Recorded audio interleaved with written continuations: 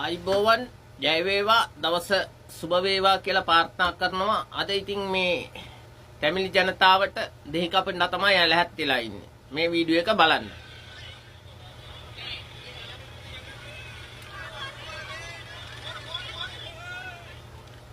මේ වතුකරේ තමිල් ජනතාව තේ වතු වල වැඩ කරන ජනතාව පරදෙමල්ලු අපේ සජිත් මහත්තයාගේ ෆොටෝ එක පුච්චනවා. පර කාලකන්නි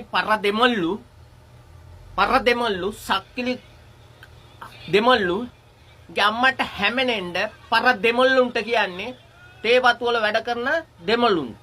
මොකද සජිත් මහත්තයා අපේ නායකයාගේ ෆොටෝ එක පුච්චන හින්දා මේ කාලකන්නි වේසික පුතාලා පරදෙමල්ලු තොපි පොල් ගහලා තොපිට ඔය කඳු හේදිලා යන්න වහින්න ඕනේ.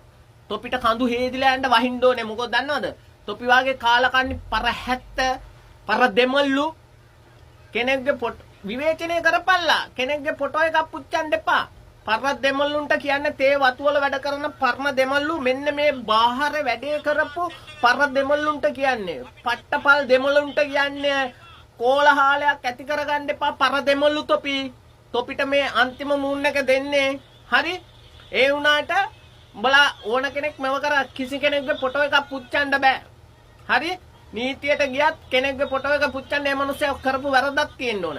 පරදෙමල්ලු සක්කිලි දෙමළුන්ට මං කියන්නේ දිගටම වීඩියෝ දානවා මේ සක්කිලි දෙමළු කරන වැඩවලට. මේ සක්කිලි දෙමළු කරන වැඩවලට දිගටම මම වීඩියෝ දානවා. මේ වීඩියෝ එක බලන්න. මේ සක්කිලි පරදෙමළු පොල් ගහපල්ලා ඕන එකක් කරපල්ලා.